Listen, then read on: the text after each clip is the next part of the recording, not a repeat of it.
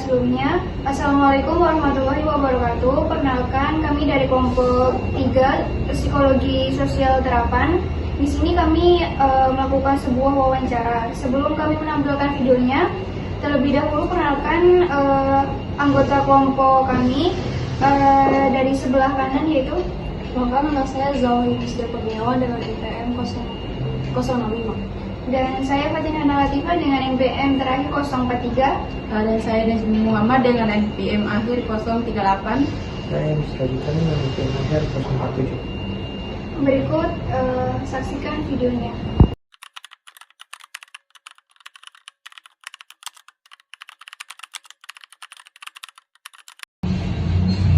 Baik, perkenalkan saya Misraji Karim. Di sini saya bertindak sebagai seorang pewawancara. Baik, kita akan masuk ke pertanyaan pertama. Pertanyaan pertama, menurut Anda apa yang terlintas di pikiran ketika Anda melihat seseorang berada dalam kesulitan atau membutuhkan bantuan mendesak di tempat umum? Otomatis yang saya pikirkan adalah untuk bergerak untuk menolong orang tersebut. Baik, selanjutnya, pernahkah Anda berada di dalam situasi di mana ada banyak orang di sekitar tetapi tidak ada yang bergerak untuk menolong? Bagaimana perasaan Anda tentang situasi tersebut? Yang pastinya saya belum pernah melihat situasi tersebut secara langsung, tetapi ketika hal tersebut terjadi, otomatis yang saya rasakan adalah sangat sedih karena ketika berada di lingkungan banyak orang, kemudian ada orang mengalami kesulitan dan tidak ada yang menolong, otomatis kan kita merasakan sedih gitu kan, merasa empati karena kasihan gitu kan, ada orang kesusahan tapi tidak ada yang menolong seperti itu. Baik, selanjutnya jika Anda tidak menolong, apakah Anda merasa bahwa tanggung jawab untuk bertindak terbagi di antara banyak orang? Bisa diulangi? Jika Anda tidak menolong, apakah Anda akan merasa bahwa tanggung jawab untuk bertindak tersebut terbagi di antara beberapa banyak orang? Mungkin kadang saya merasa hal tersebut ya, ketika ada orang merasa kesulitan dan banyak orang, dan saya merasa bahwa itu bukan tanggung jawab saya untuk menolong. Mungkin orang lain akan menolong, tapi tidak setiap saat saya merasakan hal tersebut gitu. Baik, ke pertanyaan selanjutnya, apakah Anda khawatir tentang bagaimana orang lain akan menilai Anda jika Anda mencoba menolong tetapi gagal, atau jika ternyata intervensi Anda sama sekali tidak diperlukan? Jelas ya, pastinya akan sangat mempengaruhi karena kan ketika kita ingin menolong orang lain, kemudian ternyata tenaga kita tidak terlalu dibutuhkan, tidak terlalu dibutuhkan itu ya, otomatis akan merasa kayak kemudian ternyata nggak dibutuhkan gitu.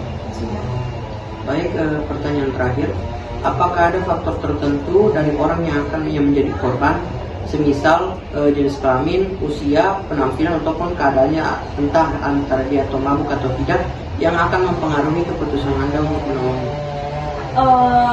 Sebenarnya tuh ada beberapa misalkan faktor saya bisa nolong dia atau tidak. Contohnya tadi, misalkan dia orang mabuk, ya otomatis saya akan mikir ulang dong untuk ingin nolong dia gitu. Ketika dia sedang mengalami kesulitan, karena saya mikir lagi dia sedang tidak dalam kondisi yang prima gitu kan, dimana pengambilan keputusan dia tuh sedang tidak normal karena dia sedang dipengaruhi oleh alkohol gitu kan. Jadi saya juga akan takut gitu untuk menolong dia. Baik, mungkin sekian pertanyaan dari saya. Baik, di sini saya sebelumnya perkenalkan, nama saya Nazmi Muhammad. Di sini saya akan melanjutkan wawancara dari teman saya yang sebelumnya. Baik, saya langsung saja ke wawancaranya. Menurut Anda, apakah dalam budaya kolektif seperti di Indonesia itu atau di individualis itu lebih rentan terhadap bystander effect? Kalau kolektif di Indonesia itu pastinya kan sangat lekat ya. Jadi akan ketika ada satu orang yang mengalami kesulitan, pasti otomatis akan mendorong individu lain untuk menolong gitu. Sedangkan berbeda dengan budaya individualistik, di mana mereka lebih cenderung untuk tidak ikut campur dalam urusan orang lain. Jadi saya pernah lihat suatu video kalau tidak salah tuh di New York atau di mana gitu, saya lupa. Di satu situasi itu di dalam MRT kalau nggak salah, kereta di situ dia bilang dia di video itu bilang bahwa ada seorang perempuan yang mengalami pelecehan seksual dalam kereta tersebut. Nah, di video itu memperlihatkan terjadinya bystander effect di mana orang-orang yang berada di negara barat itu merasa abai gitu dengan perilaku tersebut karena mereka menganggap bahwa ya sudah sih pasti nanti ada yang nolongin dia. Pasti ada yang nolongin dia. Setiap orang memiliki perasaan seperti tersebut sehingga apa? Tidak ada yang menolong perempuan tersebut gitu. Nah, itulah perbedaan individualistik dengan kolektif. Baik, untuk pertanyaan berikutnya itu bisakah Anda itu memberikan salah satu contoh kasus nyata singkat yang memperlihatkan bystander effect? Yang tadi saya jelaskan, ketika ada suatu perempuan yang dia naik MRT, saya lupa negaranya mana, New York atau di mana gitu. Nah, dia itu mengalami pelecehan seksual. Nah, ketika di situ, padahal tuh itu kan di tempat umum ya, di dalam kereta banyak sekali orang, tetapi orang-orang tersebut tuh merasa abai gitu, tidak ada yang menolong. Karena yang ada dalam pendirian mereka tuh, mereka berpendapat bahwa ngapain saya nolongin dia, nanti juga ada yang nolongin dia. Setiap orang memiliki pandangan hal tersebut sehingga apa, tidak ada yang menolong perempuan tersebut gitu.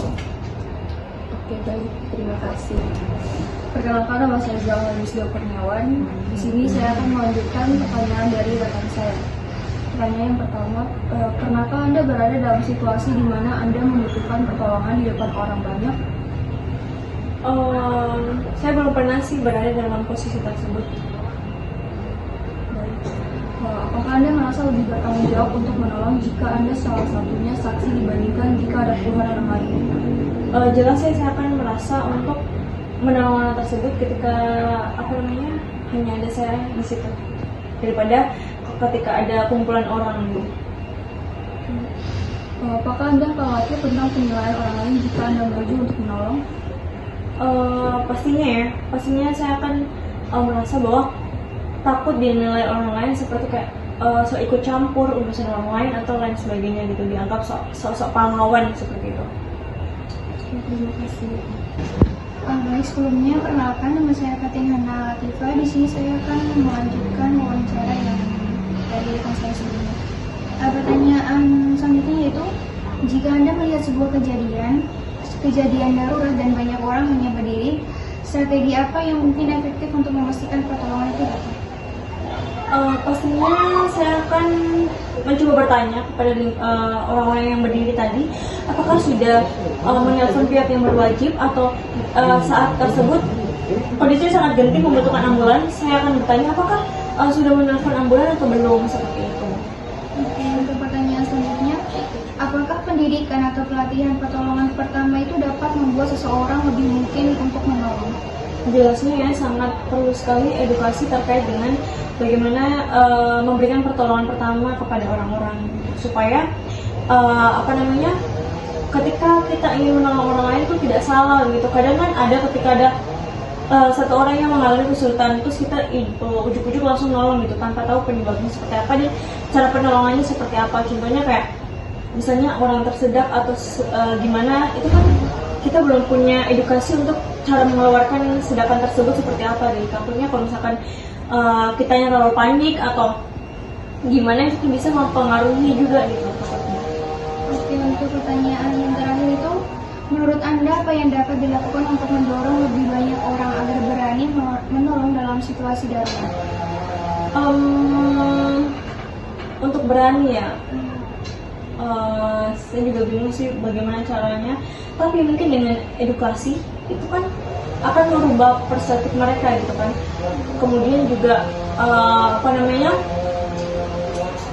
ini sih edukasi menurut saya itu, kemudian menumbuhkan rasa empati di hati sendiri otomatis. Oke, terima kasih, mungkin itu saja wawancara kita pada hari ini dan akan dilanjutkan oleh rekan saya. Baik, jadi berdasarkan hasil dari wawancara tadi, saya di sini ingin menyajikan beberapa solusi yang mungkin bisa membantu mengurangi bystander effect dalam kehidupan sehari-hari. Tadi dari salah satu bagian wawancara yang dilakukan lakukan, Anda mengatakan bahwa Anda lebih berkemungkinan bisa menolong seseorang, apalagi berikut adalah beberapa solusi yang bisa ditawarkan. Pertama yaitu meningkatkan tanggung jawab spesifik, misalnya meminta bantuan pada orang tertentu secara langsung. Dan itu latih empati dan kesiapsiagaan. Program pelatihan empati, simulasi skenario darurat, dan diskusi pengalaman nyata juga dapat membantu. Selanjutnya yaitu perkuat norma sosial pro-sosial, kampanye budaya organisasi yang menekankan pentingnya tindakan bantuan juga dapat membantu. Juga gunakan struktur jawaban bisa darurat, ajak saksi untuk mengambil peran jelas, sampaikan penyampaian pertolongan, penghubungan lain darurat, pengalaman keamanan, dan lain-lain. Selanjutnya juga ada manfaatkan teknologi, misalnya aplikasi pelaporan cepat, alarm darurat yang mudah diakses, dan jalur komunikasi yang terstandarisasi. Dan terakhir adalah ciptakan lingkungan yang aman untuk bertindak, edukasi tentang konsekuensi menolong, jaminan pelindungan hukum bila relevan, serta dukungan bagi saksi yang telah menolong. Mungkin sekian saja solusi yang dapat saya sajikan saat ini. Terima kasih atas waktu yang telah dituangkan. Halo semuanya, jadi di sini kami akan menjelaskan dampak dari bystander effect.